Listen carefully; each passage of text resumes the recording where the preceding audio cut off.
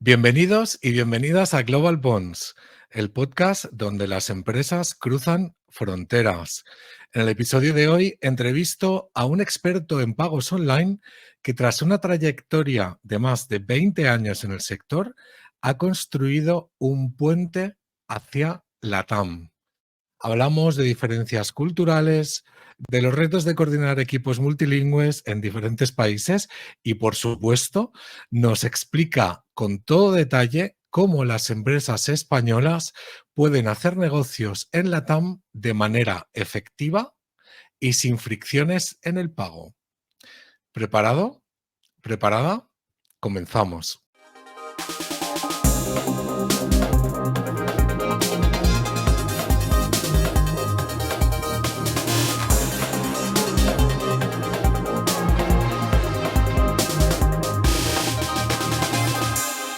Muy buenas, Fernando. ¿Qué tal? ¿Cómo estás? Buenos días, Óscar. Muy bien. ¿Cómo estás tú? Pues aquí estamos. Aquí vamos a pasar un buen rato charlando contigo y vamos a hablar de un tema muy importante para hacer negocios internacionales. Pero bueno, no quiero adelantarme. Primeramente, Fernando, si puedes presentarte brevemente cuál ha sido tu trayectoria, que sé que es una trayectoria muy intensa, hasta llegar a fundar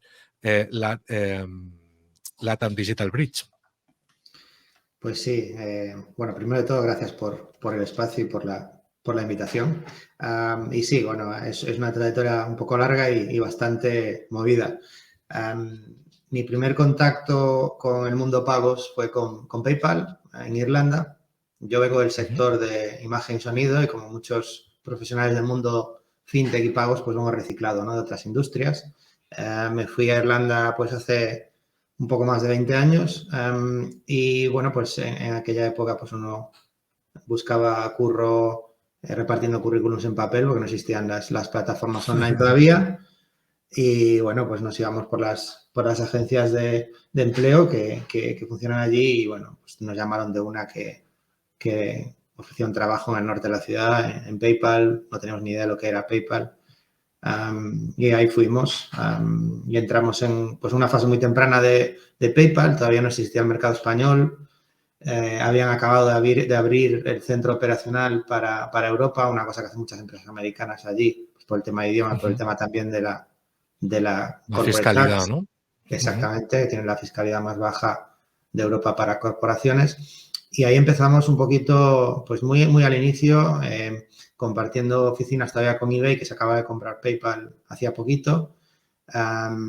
Y pues entrando un poco en una startup gigantesca que estaba pues explotando, ¿no? O sea, que yo era realmente uno, llevaba 2 o 3 semanas y ya era un senior casi, ¿no? Entonces, fue un aprendizaje muy intenso, fue pues muchas ideas que no se concebían en aquella época, ¿no? Poder enviar dinero de un email a otro a mí me causaba mucha extrañeza y cuando se lo explicaba a mi familia y amigos nadie lo entendía, pero fue una escuela fantástica. Entrar en una fase tan temprana, pues participar en el nacimiento del mercado español, ser uno de los primeros agentes del mercado español y adaptar lo que hacían en otros países a nuestro país. Y ¿Ese bueno, era tu rol específicamente en PayPal? ¿Cuál era tu rol?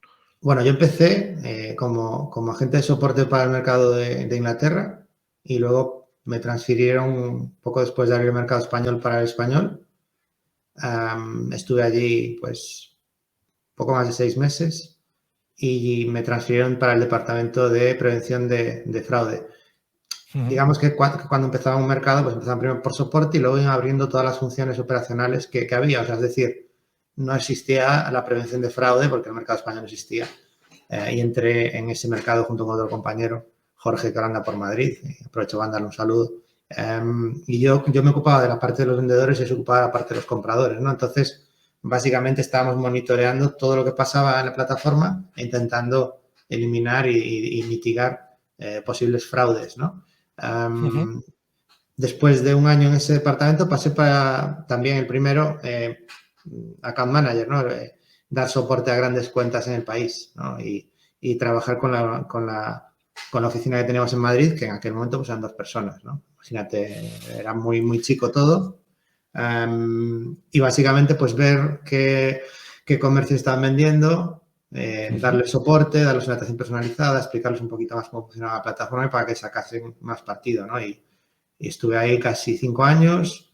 Fue realmente un proyecto muy bonito porque digamos que la Account Manager estaba en el centro coordinaba con la gente de ventas que estaba en Madrid y luego coordinaba con todas las partes operacionales que estaban en Dublín y realmente tocabas todo lo que era la operación de pagos, ¿no? Y ahí trabajamos pues con empresas como pues Yadro, Real Madrid, Correos, Bybit, que lo compró Amazon después, Privalia, bueno, pues todos los primeros e-commerce que había en España, pues ahí estuvimos y participamos un poquito de su historia. Y bueno, pues ahí ya me empezó a picar un poquito el gusano de América Latina, ¿no? Estuve muy cerquita de ser transferido a Sao Paulo. Tuvimos ahí una conversación que no fructificó al final, pero yo ya veía que todos esos aprendizajes que habíamos pasado en España probablemente los podríamos reciclar para América Latina. Y ahí empezó un poquito a pensar, bueno, quizás todo esto que nos pasa en España pueda pasar allí un día, ¿no? ¿Y quién te iba a decir, no? Porque estamos hablando de hace, como bien comentabas, de los inicios de Internet, diría, ¿no? Y claro, ahí ya tuviste una visión importante, ¿no? Porque como ahora estábamos comentando fuera de cámara, toda la parte de pagos es obviamente un stopper importante a la hora de hacer negocios, ¿no? Online. Entonces, ¿llegaste a vivir, además de en Irlanda, en algún país de la TAM o directamente ya volviste a España y te quedaste aquí? No, a ver, cuando estaba en PayPal, al pasar ya 4 años y medio, 5 años en la posición de Account Manager, estuve 4 años y un mes, para ser exactos, desde 2007 a 2011. Yo ya notaba, ¿no? que, bueno, pues había adquirido todo el conocimiento que tenía y no había tampoco mucho más para dónde crecer dentro de la empresa.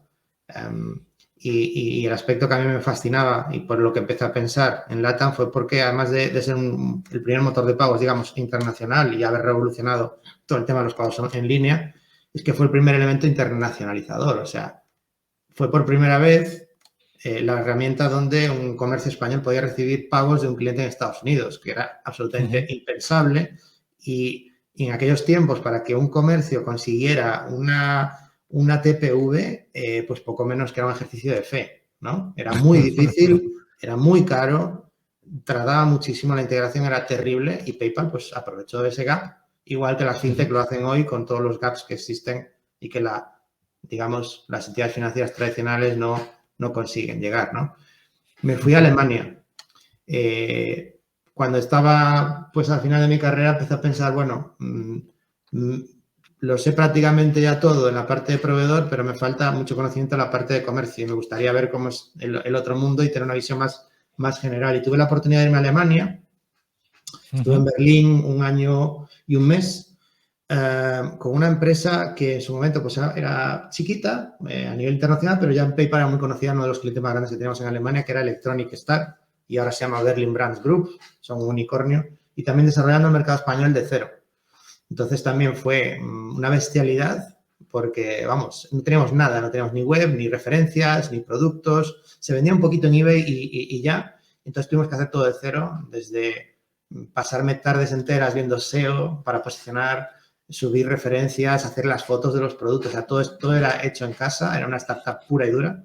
No teníamos oficina, estábamos en una sala de reuniones todos allí metidos hasta que conseguimos oficinas más grandes y construir todo el equipo, ¿no? Y pasar de tener 0 referencias a tener 1.500 referencias, a abrir la tienda en eBay, a abrir la tienda en Amazon y a escalar toda la operación. Y la verdad que fue también muy bueno porque había un equipo súper bueno, había mucha colaboración y realmente teníamos un CEO que lideraba mucho y muy bien. O sea, yo me acuerdo un detalle que él tenía su oficina en el medio de la oficina con paredes de cristal para que todo el mundo viera dónde estaba, si alguien lo necesitaba, estaba disponible siempre.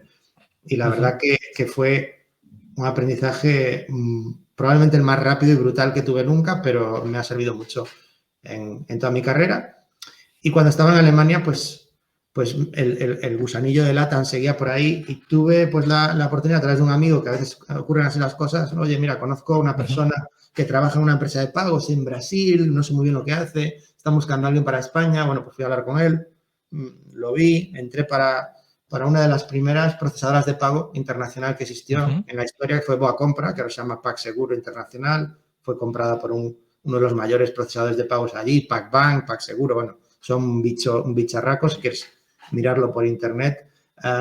Y básicamente lo que nosotros hicimos fue replicar lo que dos hermanos en Brasil habían hecho cuando querían comprar sus videojuegos y no lo conseguían y le robaban la tarjeta a su papá, que es una tarjeta internacional, porque las tarjetas emitidas en Brasil, el 80% no funcionan en procesadores Fuera, internacionales. claro. Y entonces lo que hacían era coger la tarjeta a su padre y revenderle los créditos y las espaditas a sus amigos y dijeron, bueno, esto la verdad se puede convertir en un negocio. Fueron a hablar con uno de los mayores procesadores de tarjetas del país. Dijeron, bueno, pues la verdad que lo que estos chicos dicen tiene sentido. Y bueno, pues continuaron integrando otros medios de pago y consiguieron traer a las marcas más grandes de videojuegos al país, ¿no? Desde Riot hasta Steam, Electronic Arts, bueno, un montón de empresas. Y eso fue escalando. Al final mi rol pasó de ser country manager de España a ser gerente de pagos y abrir la operación y expandir la operación de que habían hecho en Brasil al resto de América Latina, pues hace unos 11 años más o menos, que fue eso. Y la verdad que lo conseguimos, aportó muchísimo valor, aprendimos un montón sobre ese proceso y estuve casi 6 años en esta empresa, en la antigua Boa Compra, actual PagSeguro Internacional, aquí en Portugal, en Lisboa. O sea que ya habíamos pasado Dublín, Berlín, Lisboa. Lisboa, ¿no? Qué interesante. Y a mí uno de los temas que se han ido repitiendo en todos los episodios del podcast son también la gestión de los equipos multiculturales, ¿no? Que justamente tú estabas comentando ahora, ¿no? El rol del CEO, pero también el rol de la gestión de los equipos, ¿no? Y sobre todo cuando son equipos de diferentes países. ¿Cómo te viste con eso? ¿Cómo llegaste a gestionar? ¿Tienes alguna anécdota, algún ejemplo que nos puedas comentar? Pues mal, no te voy a mentir. O sea, la parte que peor llevo y he llevado siempre de mi trabajo, pues es la gestión de personas, que es un trabajo complicadísimo. Yo la verdad que me saco el sombrero a los que lo saben hacer bien, porque no es para todo el mundo. Y cuando existen culturas diferentes y distancias, pues todavía es más difícil, ¿no? Porque una cosa es verlos en persona y otra cosa es entender tonos o impresiones a través de escritos o de emails que pueden dar lugar a muchísimas confusiones. Es muy difícil, la verdad que es muy difícil. Yo creo que es un poco como la vida misma, no puedes agradar a todos, no puedes ser amigo de todos al final, y uno intenta hacerlo lo mejor posible y ser lo más neutro posible, pero claro, con culturas diferentes, pues a veces uno no lo consigue. Yo la verdad es que me quedé mucho con la forma de trabajar de los alemanes, que a veces son muy secos, pero son muy eficientes. Y entonces esa forma de trabajar, de venir de Alemania a Brasil, pues sí que fue un choque cultural bastante importante. Sí. De hecho, bueno, pues a mí me llamaban el español bravo, ¿no? Porque pensaban que estaba enfadado siempre. Luego yo me iba allí a Brasil y nos conocíamos en persona y hablábamos y decían, pero si no tienes nada que ver con lo que nosotros pensábamos que eras. Y yo, pues porque es que por email tú no puedes hacerte una idea de cómo es una persona hasta que no la conoces, ¿no? Es difícil y la verdad que anécdotas, pues un montón, ¿no? Desde malos entendidos hasta pues cuestiones como las que te digo, que tú piensas que una persona es de una manera, luego la conoces y es de otra. Pero sí que es una parte que me cuesta mucho a día de hoy todavía y todavía siempre hay margen para mejorar. Lo que pasa es que, claro, cuando uno trabaja remoto y tiene mucha parte de los equipos están fuera, pues al final... No te queda otra, claro. La única manera de gestionarlo es con una buena comunicación, con buenos procesos y con transparencia siempre a la hora de tomar decisiones y que la gente se sienta involucrada, ¿no? O sea, yo creo que lo más importante para que el equipo trabaje bien es que se sienta parte de lo que estamos haciendo y entienda por qué lo estamos haciendo. Y muchas veces las empresas se olvidan de eso, incluso presencialmente, ¿no? Cambios de rumbo sin explicar o cambios de estrategia. Yo creo que es fundamental que que el equipo sea parte de todo eso y que participe activamente en la toma de decisiones y que sea, pues, que no sea esto, pues, lo que diga el CEO, no. El CEO, no, para mí, mi visión no es quien tiene que tomar decisiones, es quien tiene que crear las condiciones para que se tomen buenas decisiones. Ujú. Yo estoy muy de acuerdo contigo, pero sí, además es un tema que creo que trataré en algún episodio única y exclusivamente, porque toda la parte de gestión de equipos internacionales a mí me fascina. Y ya metiéndonos ya un poco en exactamente, bueno, hemos hecho un repaso de tu recorrido, que vamos, o sea, yo a una entrevista anterior que te habían hecho sí que había visto, pero vamos, escuchándolo ahora de nuevo, de pago sabes un rato. Entonces, cuéntanos exactamente qué es LATAM Digital Bridge, y qué problemas solucionáis, ¿no?, a las empresas. Bueno, para ser alemán se nos pasaron 3 experiencias laborales muy, muy breves. Una Ajá. que volví a Alemania porque tengo 3 niños pequeños. Estuve un año y poco allí con una empresa suiza, Peio, del sector travel, también de pagos, por supuesto. Y después estuve con una chilena también, un año y medio, Flow, desarrollando México y Perú para ellos. Y luego pasé por Bex brevemente, que es una corretora de cambio, una empresa, un banco de cambio en Brasil. Y ahí fue cuando yo realmente empecé a sentir la llamada de LATAM Digital Bridge, la llamada de, a ver, llevo toda la vida trabajando como consultor, mi rol cada vez evolucionaba más a consultor, donde los equipos operativos estaban en otro sitio. Sentía que muchas veces por la distancia yo no me sentía que participaba en la toma de decisiones, o me sentía fuera, o a lo mejor no lo estaba, pero esa era la sensación. Y pensé, bueno, si esto me genera una fricción, creo que mi rol, lo más correcto, será que vaya hacia consultor, de manera que yo no me tenga que sentir ni bien ni mal con las decisiones que se toman con lo que yo hago. Y fue un poco una mezcla de los dos, de eso, de decir, bueno, esto me está creando problemas a nivel de la forma que tengo que trabajar, porque me involucro muchísimo en los proyectos y quiero ser parte de ellos y las decisiones son una parte fundamental, pero al mismo tiempo también sentía que las propias empresas de pagos de América Latina estaban dejando de lado España y Portugal, cosa que me hizo siempre, me causó mucha extrañeza, porque para mí, pues España debería ser el primer país que deberían de apuntar cualquier empresa que quiera atraer negocio hacia América Latina, de empresas extranjeras. Lo que veíamos era que se enfocaban y se siguen enfocando mucho en empresas que están en Estados Unidos y en China, específicamente. ¿Y Entonces, sabes por qué? pues porque tradicionalmente América Latina ha estado muy influida por Estados Unidos.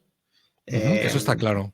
Pero ahora ha habido un cambio bastante grande en los últimos años hacia China, donde, pues, por ejemplo, si uno ve los principales e-commerce en Brasil, pues tienes a Shopee, AliExpress, o, por supuesto, Mercado Libre, que es el único reducto, ¿no? Eso como los galos en Asterix, que siguen ahí, pero la práctica mayoría de los grandes e-commerce que operan y tienen grandes volúmenes en LATAM en general son chinos y americanos, ¿vale?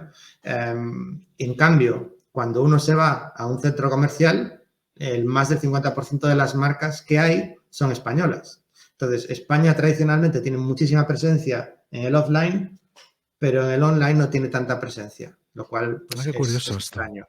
Sí, la verdad que sí.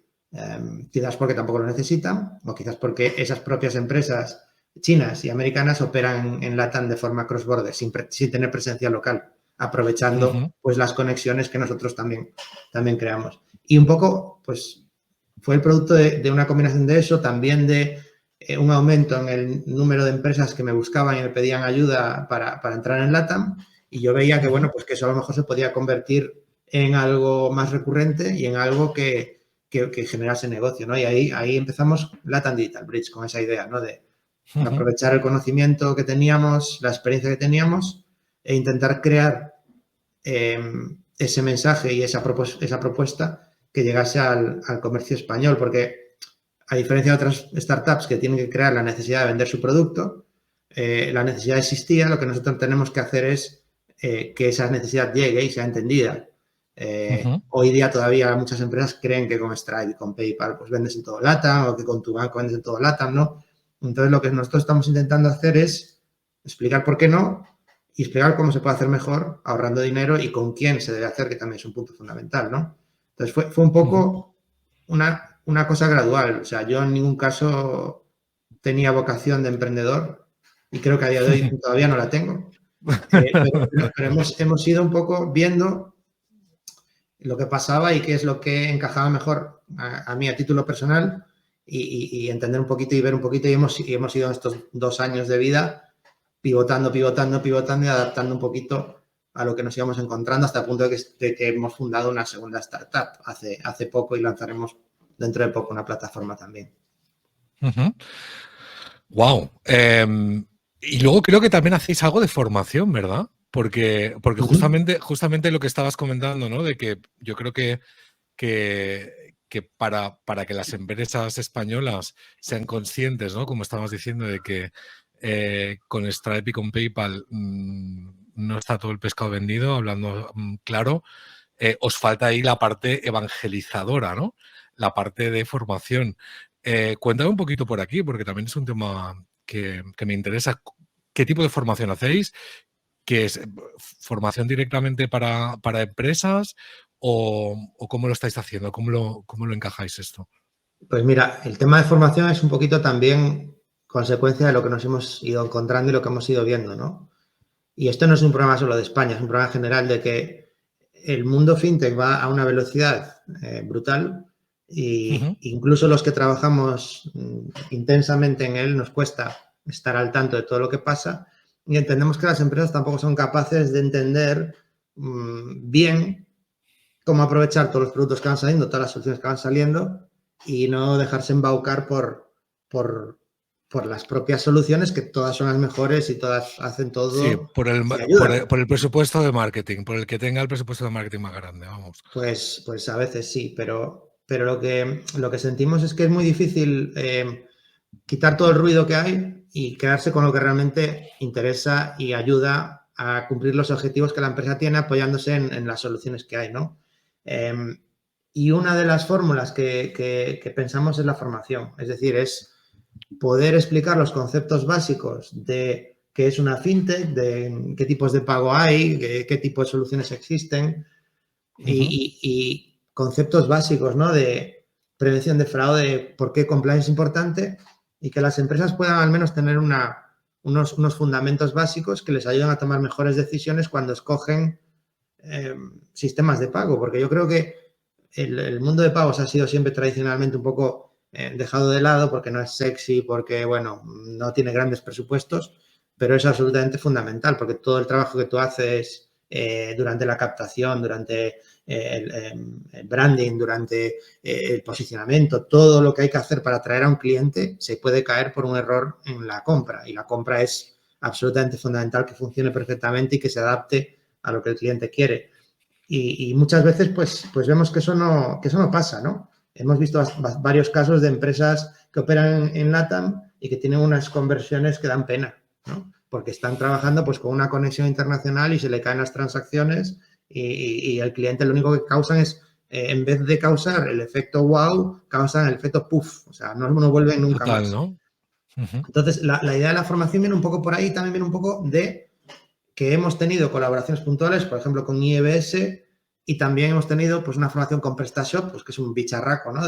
Del comercio electrónico, que también sintió que les vendría bien a ciertos equipos que tienen contacto con pagos, pero también a otros que no, como por ejemplo marketing, que Ujú. participó, Ujú. de tener estos conceptos básicos. Yo creo que es muy enriquecedor y que es muy importante que pues, las empresas vayan entendiendo lo que realmente importa de todo este sector, ¿no? Pues qué es un contracargo, cuáles son los medios de pago más importantes tradicionales, qué es un open banking, qué es una criptomoneda, que todo el mundo habla y todo el mundo tiene una opinión y nadie lo entiende, ¿no? Entonces, por lo menos Claro, decirle, oye, mira, esto funciona así, es así, y a partir de ahí, pues poder evolucionar si hay algún tópico que les interese, pues para que puedan escoger proveedores pues con un poquito más de información y no por la mariscada que le dé el comercial.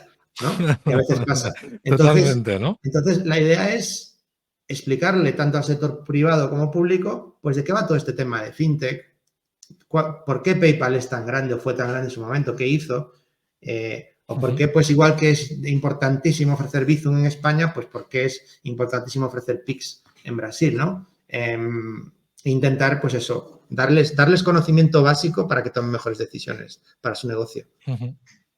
Es totalmente. De hecho, no sé si fue en el episodio 5 o 6 de la primera temporada, no sé si lo viste, estuvo por aquí Jorge de PrestaShop, que también nos estuvo comentando cuál fue el proceso de expansión de PrestaShop un poco por la TAM, ¿no? Y fue un episodio muy interesante. Si no lo has visto, échale un vistazo porque fue muy chulo y vamos, va muy a colación con lo que estabas comentando. Vale, pues me queda muy claro, tenéis una parte de formación y luego a los clientes en sí, ¿podrías darnos un ejemplo de cómo habéis ayudado a algún cliente a gestionar sus ventas en la TAM? Dame algún ejemplo para que nos quede muy claro exactamente, además de toda esta parte que yo creo que es indispensable de la formación y de la evangelización, para que le quede muy claro a la audiencia exactamente uno de los servicios más importantes que dais. Pues mira, tenemos varios casos. Quizás el más recurrente, el más típico, es el del comercio que ya tiene tráfico de LATAM y que tiene integrado pues, un Stripe, un PayPal o cualquier otra plataforma que no tenga conexiones allí y que nos dice, oye, mira, que es que estoy teniendo muchos clientes de Perú o de Chile y nadie consigue pagarme, se le caen todas las transacciones, ¿no? O Colombia también nos pasa bastante. Instituciones educativas que tienen muchísimos clientes de América Latina que quieren pagar cantidades elevadas, matrículas, se le caen los pagos porque les envían links de su banco español, lógicamente. Además, en Colombia, pues más del 80% de la gente no tiene tarjeta, ¿vale? O sea, para eso. Entonces, los casos más típicos que tenemos, pues son esos, son fricción en los pagos por creer que con mi solución ya lo tengo resuelto y lo que hacemos pues es analizar muy bien qué tipo de cliente tiene, porque no es lo mismo un estudiante que necesita pagar una matrícula de 5.000 euros que un cliente que quiere bajarse una licencia de software que cuesta 10. Y estudiar el modelo de negocio bien y los proveedores que tenemos en cartera, que ahora mismo nosotros trabajamos con 15 proveedores diferentes, algunos que tienen cobertura total y algunos que tienen cobertura solo en uno o dos países. Intentamos buscar el mejor mix de servicio y pago, ¿no? Porque por mucho que existan muchas pasarelas que sí operan internacionalmente en LATAM, normalmente buscan clientes con volúmenes muy altos o cobran tasas muy altas. Entonces, nosotros podemos conectarles con empresas que acepten volúmenes más pequeños, incluso les den tasas mejores y cambien mejor. Entonces, ¿cuáles son los ejemplos más típicos? Pues un cliente que tenga un 40% de conversión en tarjetas pasada tiene un 90% de conversión. Localmente, en México, por ejemplo. O clientes que... Estamos hablando de un cambio drástico, ¿eh? O sea... Claro, pero es que, a ver, cuando estábamos no voy a decir nombres, pero en otras empresas, un comercio internacional, que se me sale en inglés, que ya vendía y tenía tráfico en Brasil, al día siguiente de conectarlo aumentó un 160%. ¿Por qué? Pues porque las tarjetas pasaban, porque podía aceptar boleto, porque tenía todos los medios de pago, o sea, porque el cliente se siente en casa. Entonces, es que no hay ni que venderlo, es obvio. El cliente quiere pagar en moneda local, quiere pagar con sus sistemas de pago y además hay una serie de cosas más allá de eso, que es que, por ejemplo, pues en Chile normalmente tú puedes fraccionar la compra con tarjeta, el famoso Buy Now, Pay Later, ha existido de toda la vida y no tiene ningún coste para el comprador ni para el vendedor. El vendedor ni se entera de que eso ha pasado. En México también se puede hacer, pero tiene coste. En Brasil también se puede hacer, pero tiene coste. O sea, hay una serie de cosas más allá de la conversión de tarjetas, que las tarjetas continúan siendo importantes, pero por supuesto los medios de pago alternativos. O sea, en México, por ejemplo, más del 50% de la población no tiene cuenta bancaria, no va a tener tarjeta, no te va a poder pagar. Entonces tienes que aceptar pagos en agencias que son Oxxo, 7-Eleven, farmacias, para que la gente se escanee un cupón y lo vaya a pagar en la tienda. Y eso a lo mejor puede tener un 20 o un 30% de volumen total, o sea, es un 20 o un 30% de ventas que te pierdes. Entonces, los casos que tenemos pues son eso, son simplemente ayudar a que las empresas vendan como si estuviesen allí sin estarlo, ¿vale? Entonces, esa es la gran diferencia de cuando operas con un player internacional. Nosotros, como escuchamos tanto lo de PayPal y Stripe, y ojo que yo no tengo nada en contra de PayPal, PayPal fue mi primer empleo, empresa fantástica, Stripe es tecnológicamente fuera de serie, pero no tienen cosas más allá de Brasil y México. Entonces, Bueno, tienen más sus allá de Brasil, limitaciones técnicas, ¿no? Por lo que estás comentando. no son Entonces, técnicas, son de conectividad con los esquemas de pago locales. O sea, todavía no han llegado al resto de la región y por lo tanto no ayudan. Entonces, y tampoco ayudan 100% en Brasil y en México. La recomendación, y esto no va solamente a nivel de pagos, va a nivel de cualquier tipo de negocio que quieras hacer en América Latina, es que intentes siempre conectarte con empresas del propio país, porque son los que mejor van a saber cómo funcionan las cosas y antes van a reaccionar. PayPal y Stripe son empresas globales que tienen intereses en muchísimos países, muchas regiones, y América Latina está allí en una esquina. Nosotros solo trabajamos con América Latina, es nuestro día a día, nos levantamos pensando en América Latina, nos vamos a dormir pensando en América Latina, siempre estamos hablando con empresas nuevas, escaneamos todo lo que sale, tenemos acuerdos con empresas de logística, de marketplace, o sea, no nos quedamos en el mundo pagos, sino que siempre estamos pensando en qué hacer. Entonces, esto es un poquito, quizás, el mayor problema que solucionamos. Nos involucramos con las empresas de una forma que ni las consultoras tradicionales, ni los procesadores de pago, ni nadie hace, ¿vale? Nos metemos realmente dentro y entendemos muy bien qué es lo que se puede hacer y cómo se puede hacer de la mejor forma. Y yo creo que esto que justamente estás comentando no creo que sea tarea fácil, porque pensamos de la TAM como un bloque indivisible, como cuando los americanos piensan en Europa que hablamos europeo, y luego resulta de que hay 20 y pico países en Europa, o los que hayan, que yo soy fatal con geografía, pero estamos hablando de la TAM como si fuera un bloque indivisible, ¿no? ¿Qué diferencias hay entre los países más importantes? Ya no solo a nivel de pagos, porque ahora estamos hablando también de la parte de ecosistema, ¿no? ¿Cómo es el ecosistema digital, ¿no? Diferente versus España, Europa, si me estiras. Sí, a ver, si hablamos de pagos estrictamente, en Europa tenemos una cosa fantástica que es que regulatoriamente, cuando tú estás en un país y estás bien, puedes entrar a cualquier otro sin dificultad, ¿no? Aquí existe una ley, una regulación que es la PSD2, que es la Payment Service Directive, que pronto será la PSD3, ya ni sé si ha entrado en vigor o no, pero que básicamente regula cómo se deben de ofrecer los servicios de pagos con el objetivo inicial de no restringir eso a los bancos y dejar entrar a otros players en el mundo de los pagos, ¿no? Las fintechs famosas. Y para eso sacaron las licencias de pago, las payment license, y las licencias de moneda electrónica con ese objetivo, que ahora va a ser todo las licencias de moneda electrónica, solo va a haber una licencia. Entonces, cuando tú, como empresa de pagos, estás en Portugal, pues puedes acceder a Francia, a Inglaterra y a cualquier otro país, y los pagos no son una fricción.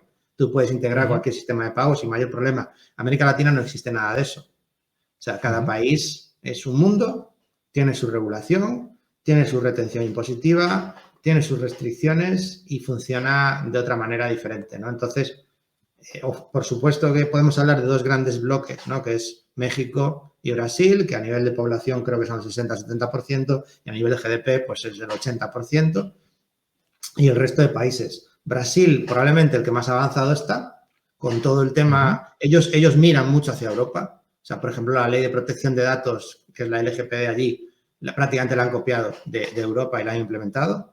Están ahora trabajando mucho con PIX, que es una especie de Bizum, pero que en vez de ser hecho por los bancos, está hecho por el Banco Central, con todas las ventajas que eso conlleva a la hora de adelantar, desarrollar, no hay debates eternos por a ver quién se lleva el trozo del pastel más grande, ¿no?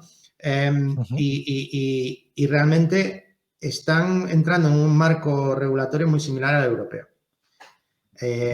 Muy avanzados técnicamente, prácticamente el centro de innovación de América Latina. Y luego México, que también está tomando pasos, pero un poquito más despacio, ya tiene una ley fintech, ya existen licencias, la Comisión Nacional de Valores y Moneda, creo que es el ente que la emite, pero cada país va a su bola. Es decir, a la hora de, por ejemplo, tributar, tú en Brasil no pagas IVA, en México sí hay que pagarlo, en Chile sí hay que pagarlo, en Colombia te lo retiene el proveedor de pago y lo paga. Entonces, claro, luego tú tienes que explicarle a un comercio español cómo emitir una factura, es una historia, ¿no? Claro. Entonces, es mucho más complejo y justo por eso la oportunidad es mayor. Porque el que consigue desbaratar toda esa complejidad, pues se puede aprovechar de un mercado que todavía ofrece muchas más oportunidades que el europeo, que está un poquito saturado. Pero a nivel tecnológico, el cambio que yo he visto en los últimos 11 años es que cada vez las distancias son menores. Los wallets salen, los pagos contactless salen, el open banking sale, la criptomoneda quizás se utiliza incluso más allí que aquí, pues por todos los temas que hay cambiales allí, restricciones y tal, sobre todo en Argentina. Pero yo veo cada vez una distancia menor en cuanto a tecnología. De hecho, en muchos puntos yo creo que Brasil ya ha pasado a Europa en algunas cosas. O sea, lo que están haciendo con Pix es una barbaridad.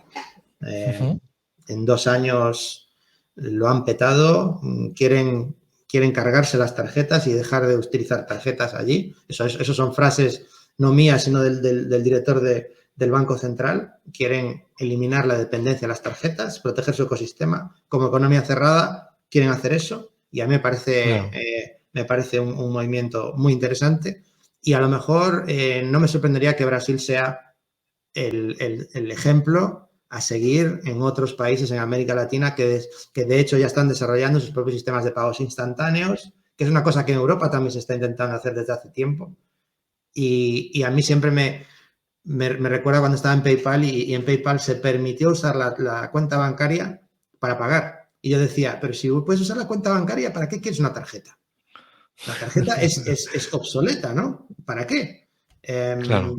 Y justo ahora estamos viendo, pues casi 20 años después, con el Bizum. O sea, ¿para qué usas la tarjeta ahora? Para pagar ya casi no. Tú vas a Brasil y entras a un restaurante y ya no pone paga con Visa Mastercard. Dicen, hazme un Pix.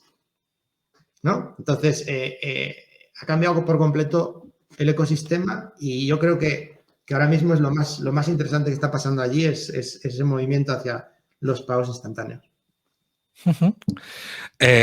¿Y cuál es el futuro? ¿Tú lo ves que vamos a ir también en Europa hacia allí? Es decir, finalmente nos cargaremos a las tarjetas de crédito aquí.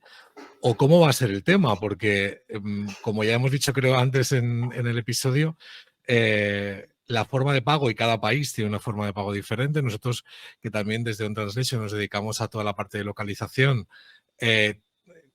todo el tema de la moneda, cómo presentas la moneda, bla, bla, bla, bla, bla, pero las formas de pago también son culturales, ¿no? ¿Vamos a acabar prescindiendo de las tarjetas en el futuro? Tú, si tuvieras una bola de cristal, ¿tú qué crees? ¿Hacia dónde vamos? ¿Cuál es el futuro de los pagos? Puede ser que se prescindan las tarjetas, pero yo creo que todo lo que han hecho las tarjetas históricamente, que ha sido mucho, que ha sido facilitar los pagos, ¿no? Acceso al crédito, yo creo que eso no va a desaparecer. O sea, la red que ellos han creado, sea a través de una tarjeta, sea a través de un anillo, sea a través de un smartphone, va a continuar. Porque, bueno, pues porque tienen muchísimas cosas desarrolladas y muchísimo valor en la cadena. Lo que es el plástico, pues yo diría, mi opinión personal es que probablemente eventualmente acabe por desaparecer. Pero yo creo que tardará todavía porque somos seres de hábitos, ¿no? Nos cuesta mucho dejar la tarjeta, es una costumbre de hace tantos años. Yo me acuerdo cuando era chico, pues tener una tarjeta era como un estatus, ¿no? Ostras, tengo una tarjeta, wow. No, todos mis Total. amigos, los amigos te miraban como si fueras un bicho raro. Yo creo que la tecnología cada vez avanza a la comodidad, y para mí la comodidad es lo que han hecho con Bizum. O sea, una cosa muy sencilla que es llevar una fuente de financiación que todos tenemos en España, que es la cuenta bancaria, a un dispositivo que todos tenemos, que es el smartphone, y conectarlos los dos y convertirlo en un instrumento de pago.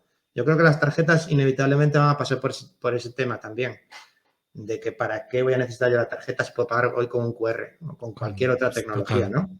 Entonces, tampoco no sé si desaparecer van a desaparecer, pero yo creo que al final pues la comodidad es la comodidad y la tecnología avanza y cada vez usamos, yo por ejemplo la cuenta, ¿cuántas veces vamos al banco o actualizamos la libreta de la cuenta bancaria?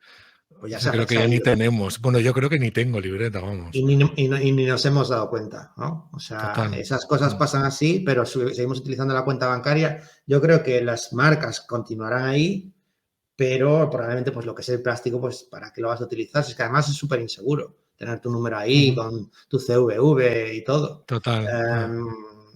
Vamos a ver lo que pasa. Yo creo que el tema que está pasando en España con Bizum, en Portugal con MBWay, que también funciona a través de la tarjeta, pero al final usas el teléfono, pues son los precursores de lo que a lo mejor puede pasar en el futuro. Ujú. Y hablando de futuro, bueno, futuro más presente, ¿no? Antes has estado comentando que además de la TAM Digital Bridge, recientemente habéis fundado otra empresa. Cuéntame, Sí. porque yo esto me pilla de nuevo y mira que os sigo en redes Ujú. y alguna cosa sí que he visto, pero no. Cuéntanos. Que entiendo Pues, que también tiene pues, que ver con los pagos, claro. por supuesto. No podía ser de otra manera. Y con LATAM. Pues un poco lo mismo que la formación, ¿no? Al ir hablando con empresas y ver que les costaba mucho entender de lo que estábamos hablando y los términos que usábamos, y decidimos Ujú, empezar a hacer formación, que esto lo empezamos hace 3 meses solo. Hace un año notamos mucho que cuando un cliente nos buscaba y nosotros pues, le pedimos que nos dé un poquito de información de su negocio, qué países quiere, cuál es su promedio de transacción medio, qué plataformas usa, qué medios de pago ya usa, en fin, cómo funciona su modelo de negocio, casi siempre que lo analizábamos acabamos llegando a la conclusión de que la mejor propuesta eran no una solución de pago, sino varias combinadas, ¿no? Lo ujú, cual implicaba la integración de varias soluciones. Y ahí se creaba un punto de fricción porque pues, la integración de pasarelas de pago no es leve y acababa por chocar con el roadmap o con las prioridades de la empresa y son recursos que normalmente pues, se destinan a otras cosas que se ven más importantes, ¿no? ujú, Entonces empezamos a pensar, bueno, si realmente en el 80%, 90% de los casos que un cliente nos pide soluciones, entendemos que lo mejor es la combinación de varias y ellos no tienen brazo para hacer tanta integración, ¿cómo lo podemos resolver? Y lo que se nos ocurrió fue crear una plataforma donde nosotros nos conectemos a todos esos proveedores de pago, pongamos a disposición la tecnología, una zona donde puedas ver tus ventas, donde puedas introducir las credenciales, donde puedas gestionarlo todo, pero que puedan trabajar con todos los proveedores de pago que quieran, ¿no? Y es un término que ahora está bastante de moda en el mundo pagos, pero que ha existido de toda la vida, que es la orquestación, ¿no? Que es cuando tienes ujú. varios sistemas complejos interactuando, pues tener un conector, ¿no? Al final, pues es como el Es como un típico hub, ladrón, ¿no? ¿no? Varios Como un hub, ¿no? enchufes en uno, exacto. Entonces, hace un año empezamos a darle vueltas a la idea, empezamos a pensar, bueno, esto es una plataforma tecnológica, ya no nos vale el bootstrap, tenemos que buscar dinero porque hay que desarrollarlo. Sí, claro, Tenemos dos aquí. opciones, o pedimos pasta o buscamos a alguien que lo pueda hacer a cambio de equity. Y intentamos las dos formas, pero al final pues tuvimos la oportunidad de contar con un socio que está en Brasil, que es una empresa de desarrollo de software que se llama Tignova. Ujú, Está en San José dos Campos, que está cerca de Sao Paulo, trabajan ya con tecnológicas, ya tienen alguna experiencia. Trabajé con uno de los fundadores allí Y bueno, pues llegamos a un acuerdo donde ellos se comprometían a realizar el desarrollo a cambio de un equity y llevamos un año trabajando con ellos para crear todo este ecosistema que permita que cualquier cliente se conecte a cualquiera de las soluciones de pago, cierre el contrato con ellos, o sea, no vamos a tocar el dinero, nosotros solo vamos a conectarlos tecnológicamente, pero pueda usar una, dos, tres o cuatro plataformas a través de un solo sistema y a través de una sola integración, ¿vale? Wow. Con lo que matamos todo ese dolor. O sea, que digamos que el dolor os lo quedáis vosotros, ¿no? Sí, claro, O sea, nos lo quedamos. Sí. vosotros Pero, os lo quedáis, lo solucionáis para que el cliente no tenga que pasar por ese proceso horror que entiendo que es integrar varias soluciones, ¿no? y te puedo decir que es un horror por experiencia propia, ¿no? En proyectos anteriores donde trabajábamos en 10 mercados y teníamos 2 o 3 plataformas por mercado, tener que hacer 30 logins al día era peor que ver, vamos. Ya, por eso te digo que es que, claro, que ahí estáis solucionando un pain, o sea, que no cabe Sí. en la pantalla, o sea, Hay enorme. hay varios temas, como te comentaba. Por un lado, tenemos los grandes proveedores de pago de la región que quieren buscar a un Amazon de la vida, a un Google, y dejan a todas las pymes fuera y a todas las startups que tienen potencial de escalar allí. Y luego tenemos las soluciones más pequeñitas. Entonces, lo vimos como, bueno, a estos que nosotros le vemos muchísimo potencial, no podemos ayudarles con las soluciones que sabemos que son buenas porque no los quieren. Entonces, también es otra forma de nosotros poder ayudarles a tener cobertura local, ¿no? Claro, claro. Y poder tener acceso a toda la región, porque de otra manera no lo podíamos, porque se nos caía por el tema de integración. Entonces, no solo eso, sino que también luego, cuando entran en la plataforma, pues pueden ver cuánto he vendido en Brasil ayer o incluso poder decidir si un pago con Visa, débito en Brasil, lo quiero pasar por este proveedor o por este, en función a la conversión, en función al coste. Te deja hacer una serie de cosas que un proveedor de pago tradicional no te deja y que además el tener dependencia solo un proveedor, pues te pueden pasar cosas como Stripe que un día te diga, oye, te voy a subir las tarifas un Sí, sí. 0,5% y te las comes Estás con vendido. patatas, Claro, ¿no? claro. Entonces aquí tú puedes jugar un poquito con eso, decidir qué haces, cómo lo haces. Obviamente vamos a salir, si todo va bien, la semana que viene, me cuesta decirlo aún, de la emoción, con la primera versión y iremos mejorándola y agregándole funcionalidades y agregándole más medios de pago y más proveedores, pero ya tenemos una plataforma funcional para hacer todo esto. Y básicamente eso es lo que estamos haciendo, que es un poco el brazo tecnológico de LATAM Digital Bridge. O sea, nosotros entendemos que para que alguien se meta en LATAM es muy difícil que lo haga sin haber consultado, sin haber hablado, sin haber visto e investigado. Y también vemos que la formación les ayuda mucho a tomar esa decisión y la última pieza del motor que nosotros vemos es Del la puzzle. plataforma. Entonces, tanto para un comercio como, por ejemplo, una agencia que tenga muchos clientes en cartera que quiera que todos entren en LATAM, también puede utilizarlo. Un proveedor de pago español que tenga muchos clientes en cartera que quiera activarlos a todos en LATAM, se puede conectar con nosotros y hacerlo a través de nosotros. O sea, estamos haciendo una autopista para que eso sea mucho más fácil y mucho más rápido y sobre todo mucho más barato.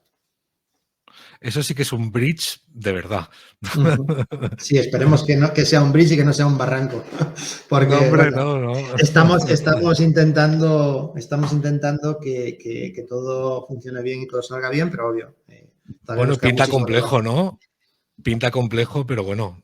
Es complejo, sí, pero Ahí el problema está. es complejo y lo que queremos es que esa complejidad nos la queremos nosotros y el cliente se sienta muy cómodo usándolo, ¿no? Entonces, viene ya también hecho por gente que ha usado estas plataformas, o sea, no somos conceptuales, somos operacionales. Entonces, el desarrollador puede pensar una cosa, pero luego yo llego y digo, no, mira, esto no puede ser así, porque luego cuando lo uses así, entonces nos ahorramos mucho de esas pruebas de concepto porque ya tenemos gente con nosotros que ha usado este tipo de plataformas, que sabe cómo tienen que ir, que entiende que las ha usado y que ya sabe, no, mira, esto no vamos a hacer así porque luego pasa esto.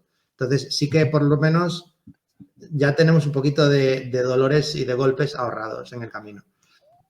Genial. Pues ya hemos llegado al final de la entrevista. Yo creo que hemos tocado unos temas súper interesantes. A mí se me ha abierto un poco un mundo que, aunque nosotros, por ejemplo, también desde OnTrans sí que hemos trabajado y trabajamos, ¿no? Como adaptando la comunicación a México o a Chile, ¿no? Porque nos pensamos que el español es el español de aquí y el español de allí y no tiene nada que ver una cosa con la otra a nivel cultural, etc. No me voy a meter, pero claro, yo tenía entendido que el tema de los pagos era complejo, pero es que estoy viendo que es que tela marinera, ¿eh? O sea que nada, yo animo a cualquiera a que os contacte sobre todo para que le echéis una mano o como para abrirle una ventana hacia allí para que vean cuál es la realidad, ¿no? En la TAM.